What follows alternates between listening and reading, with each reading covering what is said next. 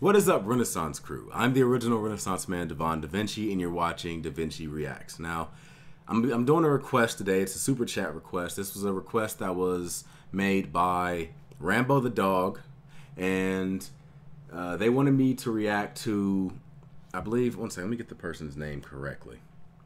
It was Daniel Everett and his conversion or his loss of religion to an Amazonian Paraha tribe.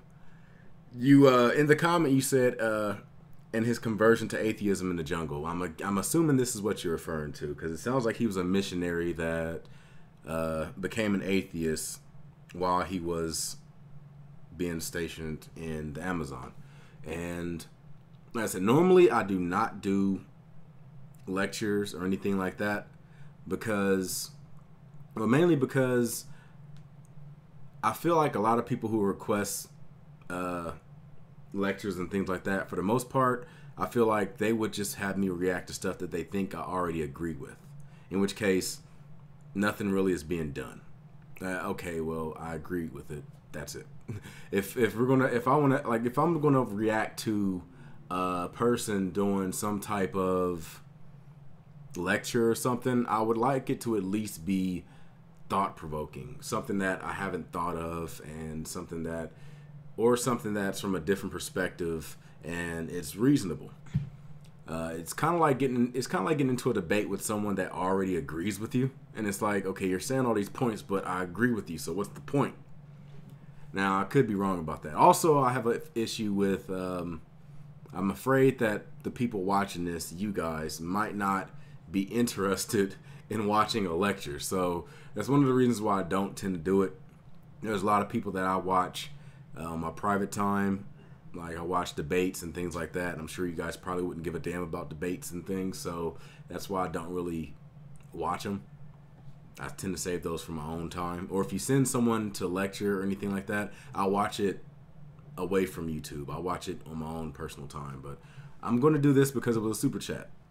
If you guys happen to have any requests, then, I mean, if you have a request that you want to get done immediately, because if you just send hashtag DaVinci Reacts, I will eventually react to what you want me to react to. But if you want to jump directly in front of the line, then normally I will do that with a super chat.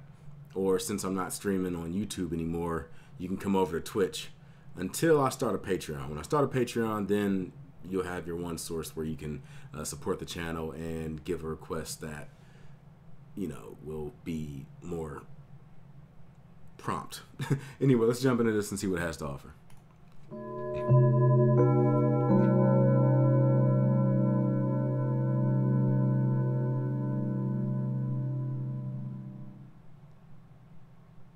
The Piraha have a very interesting concept. Among all Amazonian tribes that, as far as I can tell, one important value that is shared is called immediacy of experience. Amazonian tribes are very interested in what's going on now, and they tend not to value so much the deep past or the distant future, but to focus on now. And many anthropologists have commented on that.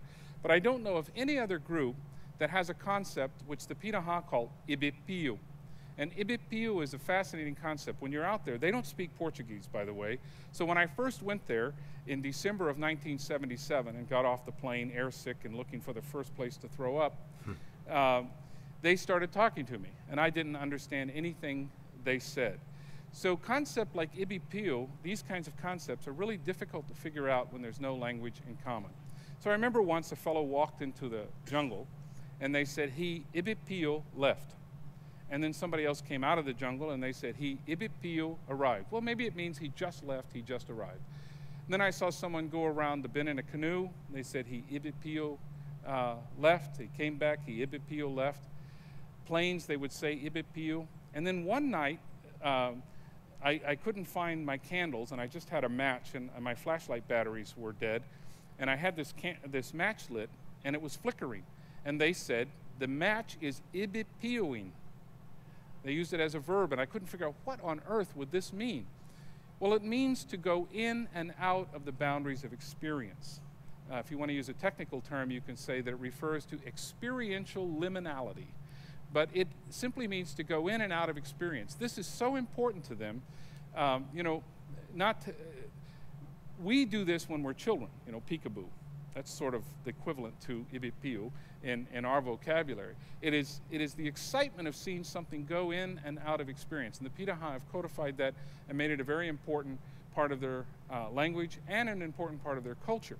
And one thing I noticed was that their verb structure, so English has how many verb forms? Well, it's got about 5. Sing, sang, sung, singing, sings. Spanish or Portuguese might have 40 different verb forms. Well, Pitaha, like many American Indian languages, has a very complex verbal system. So Pitaha has 16 different suffixes that can go at the end of a verb. That gives 2 to the 16th power possible verb forms, and that's a lot. That's more than 40. Oh, yeah. And of those things, 3 suffixes are very important, and those tell you how you got your evidence. So every verb has to have on it the source of the evidence. Did you hear about it? Did you see it with your own eyes? Or did you deduce it from the local evidence? So if I say, did John go fishing? They can say, John went fishing, I, which means I heard that he did. Or they can say, John went fishing sibiga, and that means I deduced that he did. Or they can say, John went fishing, and that means I saw it, he went. In some respects, they're the ultimate empiricists, or like people from Missouri, the show me state. Part of this cultural value of the Pitaha, the immediacy of experience reflected in this word ibipiu, produces a value to keep information slow and to keep it verifiable, and it must be witnessed. So as a Christian missionary, which I no longer am, if you read the book, you'll find out what they did to me. They actually demanded evidence for what I believed, and I realized I couldn't give it as well as they wanted me to give it. So this changed me profoundly. But I remember telling them about Jesus one time, and they said, so Dan, Jesus, is he brown like us, or is he white like you? I don't know, I haven't seen him. Well, what did your dad say? Because your dad must have seen him. No, he never saw him. Well, what did your friends say who saw him? I don't know anybody who saw him. Why are you telling us about him then?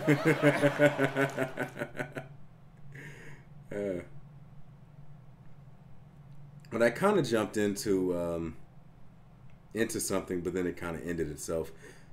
It sounded to me like pretty much what this video was about was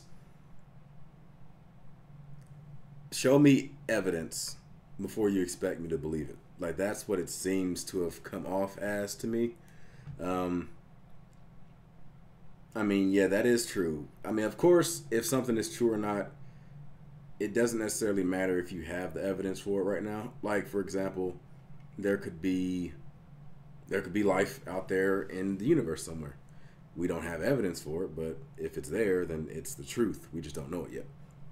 Now, it's possible that there could be some type of God. Like I said, we can pretty much conclude that the idea that the Christian God or the Muslim God or, you know, any other organized religion's version of God doesn't exist, just based on the stories that were written about him and the fact that we have evidence that those stories are wrong. And also,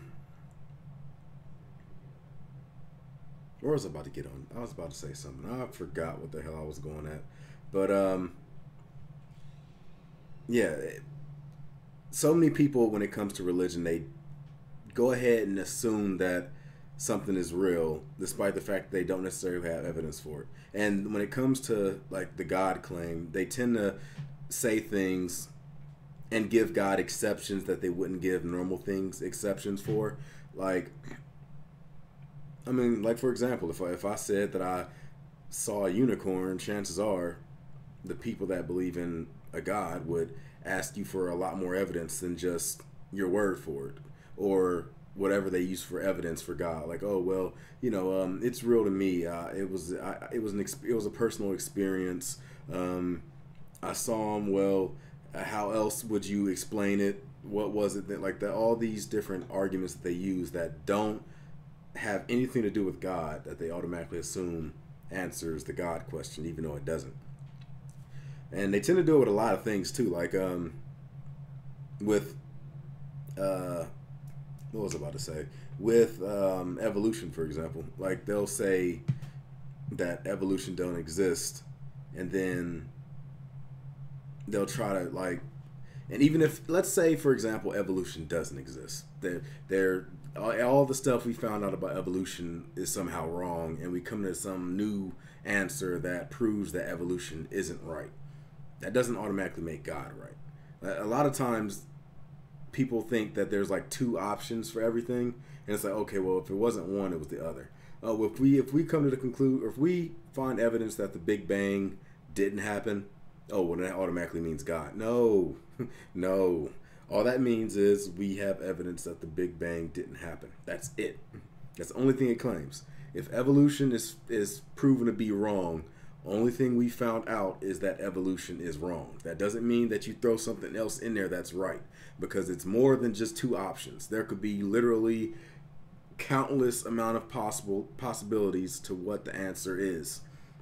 The idea of a God is just one of those, and it's a one that's already standing on flimsy ground to begin with. So when you say like, oh, well, there's no evidence that, or let's say, well, the Big Bang is proven to be wrong. Okay, well, the Big Bang is wrong. That doesn't automatically mean God did it. It could be anything. Hell, the exact same validity you would give to a God creating it could be thrown to anything else. Fairy that shits universes. It was flying by, and then and the universe was created. There's just as much evidence for that as there is for God. So that's one possibility. So you can't automatically throw God in there, because that's another possibility. That could have been it. Or it could have been, maybe there's already a universe that was existing and we're just an experiment in that universe. Maybe we're in a simulation. Maybe there's a bunch of different things you can throw in there before you can even think about a possibility of a God. For all we know, this could be some, well, this goes back into simulation, I guess. This could be some really advanced virtual reality game that we're playing right now, and when you die, everybody else, they just see you die, but you just see a game over screen in your face, and then you come to real life like, oh man, that game was crazy. I was thinking of Rick and Morty, like, oh man, you managed to get 63 years out of Stan. This guy got 63 years on Stan. He sucks. He didn't even make it to the ending. Hey, it's possible. I was about to say something, because when he first started talking about this topic, it sounded like he was going to start talking about spirituality and stuff like that. And I assume that's why you wanted me to react to it. I'm wrong now, of course, but I thought that maybe you were trying to, like, because a lot of times people take atheism and they think that it has all these other ideas or beliefs tied into it, and it doesn't. Only thing atheism means is, do you believe in a God? No. Okay, you're an atheist. That's it. It doesn't mean that you know for a fact there is no God or anything like that. That goes into knowledge, which goes into agnosticism and Gnosticism.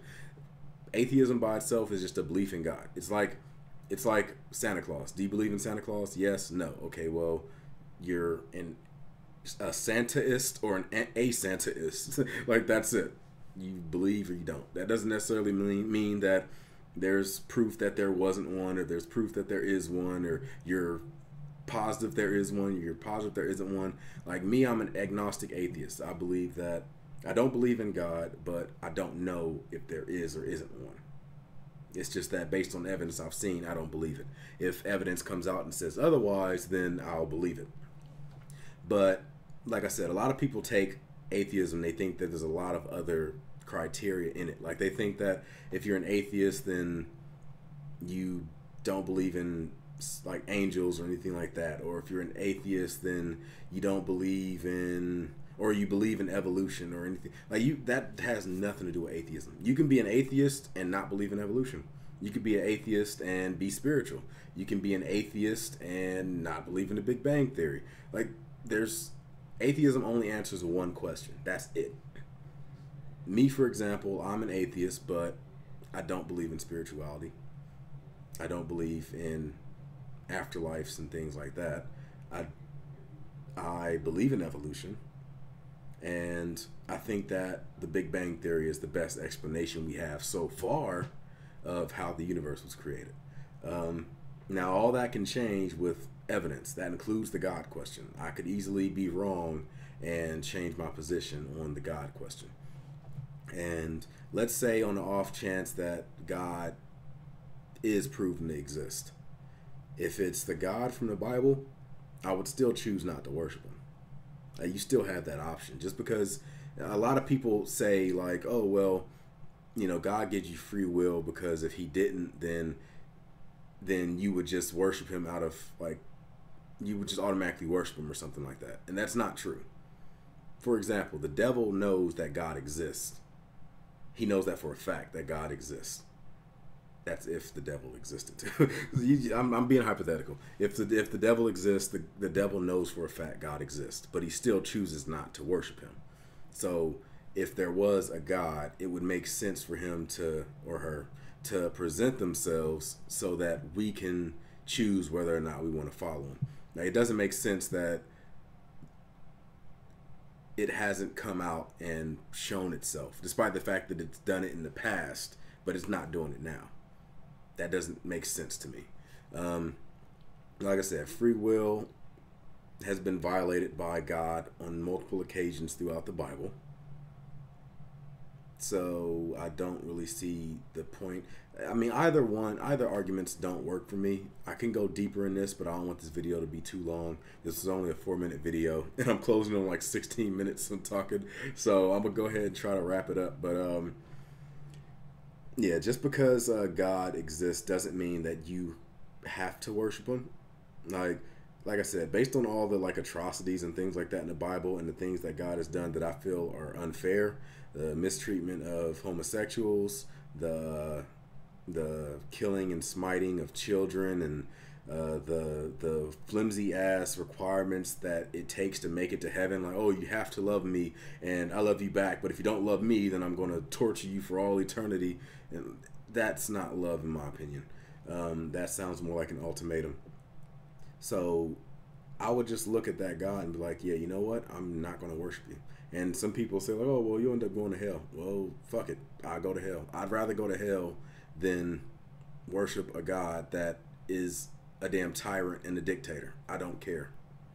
I do not care. Like, I'd rather go to hell with my believing that I'm more moral than this motherfucker than to, you know, sit here and worship him out of fear. Like, I'm not going to do it.